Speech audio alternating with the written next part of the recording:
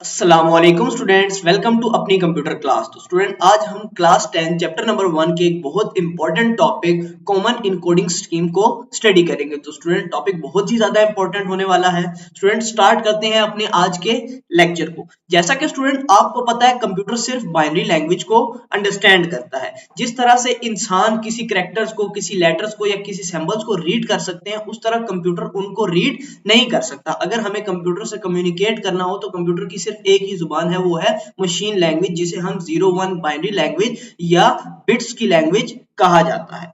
Coding schemes एक जरिया होता है। ठीक है, कोडिंग स्कीम क्या है? कोडिंग स्कीम हमारे पास ना एक जरिया है कि हम ह्यूमन लैंग्वेज को मशीन लैंग्वेज में कन्वर्ट कर सकते हैं। ये ह्यूमन लैंग्वेज को मशीन लैंग्वेज से कनेक्ट करता है ताकि आपकी कंप्यूटर के साथ कम्युनिकेशन पॉसिबल हो सके। जिस तरह से आपने प्रोग्रामिंग में पढ़ा होगा कि एक कंपाइलर होता है जो क्या करता है, आपके कोड को, हाई लेवल के कोड को मशीन लैंग्वेज में कन्वर्ट करता है। उसी तरह जो हमारी कोडिंग स्कीम्स है ना, वो भी यही काम करती हैं। वो जो ह्यूमन लैंग्वेज होता है उसको मशीन लैंग्वेज में प्रेजेंट करती हैं ताकि वो कम्युनिकेशन पॉसिबल हो सके। अगर स्टूडेंट हम बात करेंगे कोडिंग स्कीम है क्या चीज, तो कोडिंग स्कीम आपने नोटिस करना है, कोडिंग स्कीम हमारे पास एक स्टैंडर्ड मेथड है किस चीज का, डाटा को रिप्रेजेंट करने का इन कंप्यूटर की। कोडिंग स्कीम आपका वो स्टैंडर्ड मेथड है जिसके जरिए आप डाटा को कंप्यूटर में रिप्रेजेंट करते हो। अब ये स्टैंडर्ड मेथड क्या है? स्टैंडर्ड मेथड स्टूडेंट कहते हैं जो कि फिक्स कर दिया गया हो, जो तमाम डिवाइसेस के लिए एक तरह का हो। ये हमारे पास काम कैसे करती है? हमारे पास ह्यूमन रीडेबल फॉर्म में टेक्स्ट होता है, जैसे लेटर्स हो गए, डिजिट्स, पंक्चुएशन मार्क्स, सिंबल्स वगैरह, जो कि सिर्फ इंसान अंडरस्टैंड कर सकता है। कोडिंग स्कीम्स उसको ट्रांसलेट करती हैं मशीन रीडेबल फॉर्म में, जैसे 0-1 की फॉर्म में हो गया, ताकि कंप्यूटर उसको इजीली अंडरस्टैंड कर सके।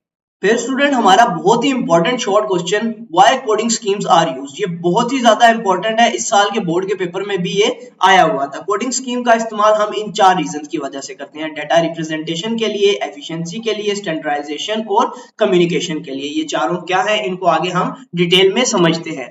सबसे पहले है स्टूडेंट हमारे पास डाटा रिप्रेजेंटेशन। जब भी हमें कोई डाटा रिप्रेजेंट करना होता है तो उसके लिए हम कोडिंग स्कीम्स का यूज करते हैं।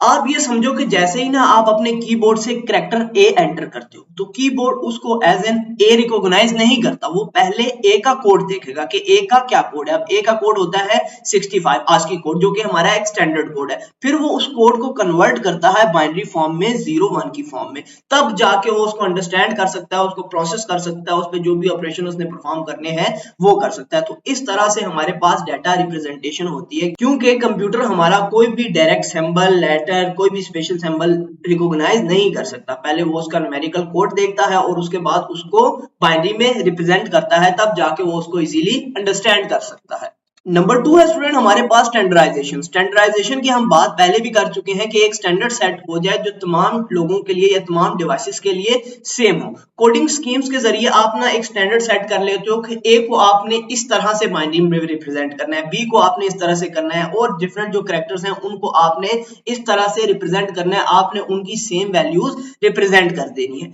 ठीक है, अब चाहे आपके पास एक कंप्यूटर ये है, एक कंप्यूटर ये है, दोनों का स्टैंडर्ड सेम है, दोनों आस्की का यूज कर रहे हैं या किसी और कोडिंग स्कीम का यूज कर रहे हैं कैरेक्टर्स या लेटर्स को अंडरस्टैंड करने के लिए, तो इनके दरमियान में ना कम्युनिकेशन इजी हो जाएगी। जब ये वाला कंप्यूटर इसको कोई इंफॉर्मेशन सेंड करेगा, ठीक है, इसका भी इनकोडिंग स्टैंडर्ड सेम है और इसका भी इनकोडिंग स्टैंडर्ड सेम है, तो किसी किस्म का एरर नहीं आएगा। इसकी इंफॉर्मेशन ये वाला कंप्यूटर इजीली अंडरस्टैंड कर सकेगा। इसको बोलते हैं स्टैंडर्ड। क्या आपने एक स्टैंडर्ड सेट कर लिया जो आपके तमाम सिस्टम्स फॉलो कर रहे हैं। इसके जरिए जो आप डिफरेंट कंप्यूटर्स में डाटा शेयरिंग करते हो ना, या डाटा का एक्सचेंज करते हो, तो उसमें एरर्स नहीं आता। देखो, अगर आपका एक कंप्यूटर, लेट सपोज ये वाला जो कंप्यूटर है, हम कह देते हैं ये हमारा कंप्यूटर 1 है और ये हमारा कंप्यूटर 2 है, ये किसी और इनकोडिंग स्कीम को फॉलो कर रहा है, ये किसी और इनकोडिंग स्कीम को फॉलो कर रहा है। तो इस इनकोडिंग जो हमारा कंप्यूटर 1 है उसकी इनकोडिंग स्कीम में हो सकता है ए की जो हमारे पास बाइनरी डिजिट्स हो ना, वो कुछ और हो, बी के पास जो हो वो उसके पास कुछ और हो। तो जब डाटा यहां से यहां पर जाएगा ना, तो उसका टोटल मायने ही चेंज हो जाएंगे। इसीलिए इनकोडिंग स्कीम बहुत ज्यादा जरूरी होती है, इसलिए इनको एज अ स्टैंडर्ड सेट किया जाता है। फिर है स्टूडेंट हमारे पास efficiency and communication. Coding scheme का इस्तेमाल करके हम डाटा को बहुत फास्ट प्रोसेस कर सकते हैं, डाटा का ट्रांसफर हमारे लिए इजी हो जाता है। एफिशिएंसी की अगर बात करें, एफिशिएंसी कहते हैं कि एक तो वो स्टोरेज भी कम ले और प्रोसेसिंग भी बहुत ज्यादा फास्ट हो। कोडिंग स्कीम में हर कोई भी लेटर है, कोई भी डिजिट है, उसका एक फिक्स्ड न्यूमेरिकल कोड होता है। कंप्यूटर को सिर्फ उस कोड का पता लगाना होता है और वो जल्दी से उसकी प्रोसेसिंग कर लेता है। इससे आप कोई भी इंफॉर्मेशन बहुत जल्दी सर्च कर सकते हो और आपकी प्रोसेसिंग भी बहुत ज्यादा फास्ट हो जाती है और आपको डाटा स्टोर करने में भी बहुत ज्यादा आसानी होती है। स्टूडेंट्स, कम्युनिकेशन की डिस्कशन हम स्टैंडर्डाइजेशन में भी कुछ कर चुके हैं कि डिफरेंट सिस्टम्स आपस में कुछ इंफॉर्मेशन एक्सचेंज करते रहते हैं। अब अगर उनका स्टैंडर्ड एक ना हो, वो एक ही इनकोडिंग स्कीम ना यूज करे, तो जो आप ईमेल्स भेज रहे हो, जो आपके web pages, document different system पर डिस्प्ले हो रहे हैं, तो वहां जाकर ना उनका जो इंफॉर्मेशन है, जो टेक्स्ट है, वो टोटली चेंज हो जाएगा। इसी तरह जो आपके पास प्रिंटेबल डिवाइसेस हैं, वो कमांड्स को कंट्रोल नहीं कर सकेंगे, अंडरस्टैंड नहीं कर सकेंगे कि आप क्या कमांड्स दे रहे हो, क्योंकि आपकी जो उन पे इनकोडिंग स्कीम थी, जो स्टैंडर्ड था, वो अब चेंज हो चुका है। कोडिंग स्कीम में सबसे पहली आती है हमारे पास ASCII, जिसे हम कहते हैं American standard code for information interchange. ASCII का यूज करके हम स्पेशल सिंबल्स हो गए, हमारे अल्फाबेट्स हो गए, नंबर्स हो गए, पंक्चुएशन मार्क जिसे हो गए, स्पेशल सिंबल्स और कंट्रोल कमांड्स में हमारे पास एंटर की, टैब की या इस तरह की जो कीज होती है ना, वो आ जाती हैं। उन सब को हम न्यूमेरिकल वैल्यूज में रिप्रेजेंट कर सकते हैं। इसका फायदा ये होगा कि हमारे पास जो कंप्यूटर्स होते हैं, वो कैरेक्टर्स को अंडरस्टैंड कर सकते हैं उनके नंबर्स के जरिए। नेक्स्ट स्टेप स्टूडेंट, हमारे पास need and history of ASCII, कि हमें ASCII की जरूरत क्यों पड़ी। ये वो क्वेश्चन से उससे भी रिलेट हो सकता है जो हमने पहले पढ़ा था, why encoding schemes are used, क्या हम पहले भी डिस्कस कर चुके हैं। उससे पहले कोडिंग स्कीम से पहले different manufacturer different codes use करते थे इन कैरेक्टर्स, इन लेटर्स को रिप्रेजेंट करने के लिए। तो जब डिफरेंट कम्युनिकेशन होती थी डिफरेंट कंप्यूटर्स के दरमियान में, एक सिस्टम से दूसरे सिस्टम में टेक्स्ट जाता था, इंफॉर्मेशन जाती थी, तो टोटली उसके मायने ही बदल जाते हैं। तो हमारे पास 1963 17 जून को एक American standard code of information interchange आया, जिसने क्या किया, एक स्टैंडर्ड सेट कर लिया कि तमाम सिस्टम्स यही यूज करेंगे और इस लेटर को रिप्रेजेंट करने का यही कोड होगा। लेकिन स्टार्ट में इसको इतनी मकबूलियत हासिल नहीं हुई, क्योंकि IBM जो थी वो अपना एक इनकोडिंग स्टैंडर्ड यूज कर रही थी जिसका नाम था EBCDIC, तो वो ये यूज कर रहे थे। लेकिन वक्त गुजरने के साथ IBM ने भी इसको यूज किया और तब जाके ये इनकोडिंग स्कीम काफी ज्यादा कॉमन हो गई। स्टूडेंट्स, ASCII जो इनकोडिंग स्कीम थी वो 7 बिट्स का यूज करती है, या आप इस तरह से कह सकते हो, एक कैरेक्टर को रिप्रेजेंट करने के लिए ASCII में हमारे पास 7 बिट्स होती हैं। अब ये जो बिट्स होती हैं 0-1 की फॉर्म में होती है, जिसे हम बाइनरी बोलते हैं, और बाइनरी की बेस 2 होती है। और अगर हम 2 की पावर 7 रखें तो हमें पता चल जाता है कि हम ASCII का यूज करके 128 कैरेक्टर्स को न्यूमेरिकल या नंबर 0-1 की फॉर्म में रिप्रेजेंट कर सकते थे। उसमें हमारे पास English letter, digits, punctuation mark और कुछ कंट्रोल कमांड्स शामिल थी। लेकिन वहीं पे ना इसकी कुछ लिमिटेशंस भी थी। लिमिटेशंस यह थी कि सिर्फ हम 128 कोड कॉम्बिनेशंस बना सकते थे। हमारे पास तो बहुत सारे सिंबल्स और भी होते हैं, ये उनको कवर नहीं करती थी। तो यही वजह थी कि इसके बाद एक्सटेंडेड ASCII की जरूरत पड़ी और फिर एक्सटेंडेड ASCII वजूद में आई।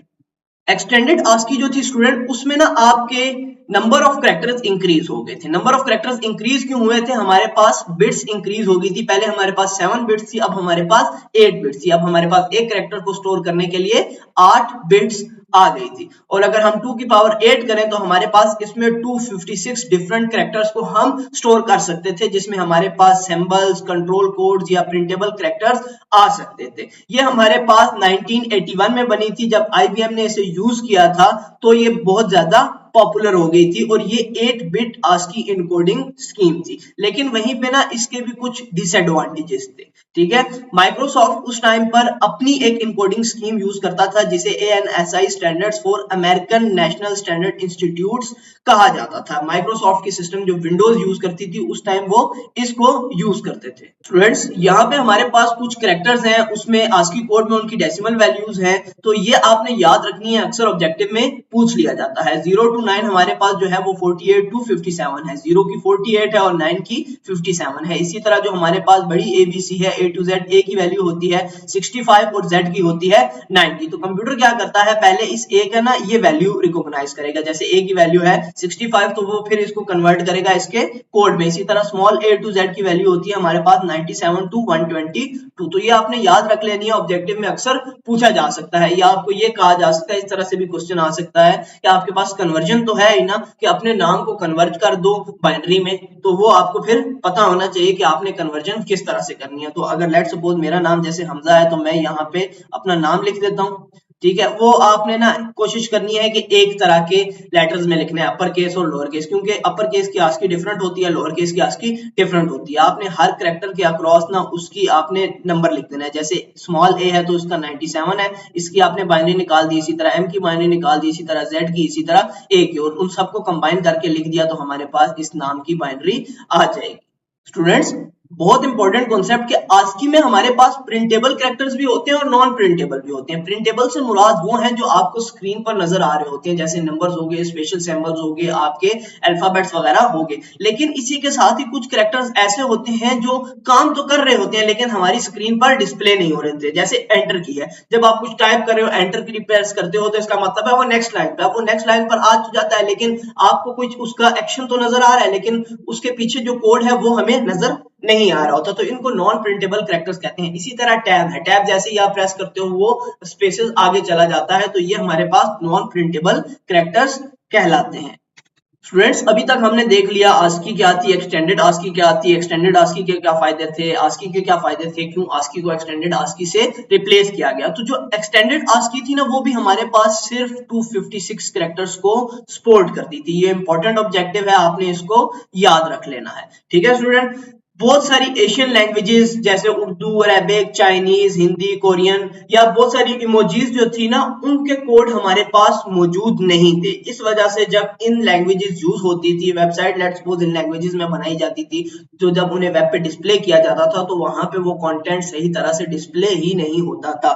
इसलिए जरूरत पड़ी एक्सटेंडेड आस्की को रिप्लेस करने की। तो यहाँ पे हमारे पास एक और नई इनकोडिंग स्कीम वजूद में आई जिसे हम कहते हैं Unicode. Unicode coding scheme, Unicode coding scheme एक ऐसी कोडिंग स्कीम थी जिसने एक्सटेंडेड आस्की को रिप्लेस किया और अब यही यूज होती है क्योंकि ये इसमें ना जो हमारे पास रेंज है वो बहुत ज्यादा है। आप बहुत सारे कैरेक्टर्स को अल्टीमेटली आप ये कह सकते हो कि आप तकरीबन सारे कैरेक्टर्स को ही कोड की फॉर्म में इसका यूज करके रिप्रेजेंट कर सकते हो, तो इसलिए ये एक स्टैंडर्ड सेट हो गया। अगर हम यूनिकोड कोडिंग स्कीम की बात करें तो उसमें हमारे पास 1 लाख से ज्यादा कैरेक्टर्स को ये सपोर्ट करती है। तमाम इसमें मेजर लैंग्वेजेस आ जाती हैं, हमारे पास डिफरेंट तरह के यूनिक कैरेक्टर्स आ जाते हैं और कंसिस्टेंट है। मतलब कि इसको आपने स्टैंडर्ड सेट कर लिया तो तमाम डिवाइसेस के लिए कंसिस्टेंट है, आपका कंटेंट हर जगह पे सही तरह से आपको नजर आएगा। स्टूडेंट्स, हमारे पास यूनिकोड में इनकोडिंग के डिफरेंट फॉर्मेट्स हैं जैसे UTF-7, UTF-8, UTF-16 या UTF-32। हर आने वाले ने पिछले को रिप्लेस किया और हर आने वाले में कुछ न्यू फीचर्स थे। UTF कहा जाता है यूनिकोड ट्रांसफॉर्मेशन फॉर्मेट। ये UTF-8 आपने जब वेब डेवलपमेंट की होगी वहां पे आपने यूज किया होगा, ये वेब पेजेस के लिए बहुत ही ज्यादा कॉमन यूज की जाती है। अगर स्टूडेंट हम आस्की और यूनिकोड की ना रियल लाइफ एग्जांपल से समझे तो जो आस्की थी उसमें हमारे पास 256 कैरेक्टर्स को सपोर्ट करती थी। अब जैसे हमने एंटर किया हेलो, इसको तो ये सपोर्ट कर रहा है लेकिन जैसे ही हमारे पास आया अस्सलाम वालेकुम उसको वो सपोर्ट नहीं कर रहा था। लेकिन यूनिकोड हमारे पास हेलो को भी सपोर्ट कर रहा है और अस्सलाम वालेकुम को भी सपोर्ट कर रहा था। इसलिए यूनिकोड को फिर ज्यादा यूज किया जाने लगा क्योंकि उसमें कैरेक्टर्स और जो हमारे पास लेटर्स थे उनकी रेंज बहुत ही ज्यादा थी। बहुत इंपॉर्टेंट डिफरेंस है student ASCII versus Unicode. ASCII हम पहले पढ़ चुके हैं, American standard code for information interchange. Unicode कहते हैं यूनिवर्सल कोडिंग सिस्टम। आस्की हमारे पास ज्यादातर इंग्लिश कैरेक्टर्स को सपोर्ट करती थी लेकिन यूनिकोड हमारे पास तमाम वर्ड्स की लैंग्वेजेस को सपोर्ट करती थी। आस्की में हमारे पास 128 कैरेक्टर्स आते हैं और एक्सटेंडेड आस्की में 256 आते हैं। इंपॉर्टेंट ऑब्जेक्टिव है, लेकिन इसमें हमारे पास 1 लाख से ज्यादा कैरेक्टर्स आते हैं। इसमें हमारे पास लेटर, सिंबल्स, स्क्रिप्ट, तमाम चीजों को हम उसमें रिप्रेजेंट कर सकते हैं। ये हमारे पास मॉडर्न है और आजकल बहुत ही ज्यादा यूज हो रही है। ये ओल्डर है और अब ये बहुत ही कम यूज होती है, ज्यादातर यूनिकोड का ही यूज किया जाता है। तो स्टूडेंट्स, उम्मीद है ये कॉन्सेप्ट्स आप लोगों के क्लियर हो गए होंगे, आपको समझ आ गया होगा इनकोडिंग स्कीम होती क्या है, कौन सी तरह की इनकोडिंग स्कीम हम यूज करते हैं और ये हमारे सिस्टम के लिए क्यों जरूरी है, किस तरह से हम इसमें डाटा को रिप्रेजेंट करते हैं। तो मिलते हैं नेक्स्ट वीडियोस में, तब तक अपना ख्याल रखिएगा। अल्लाह हाफिज।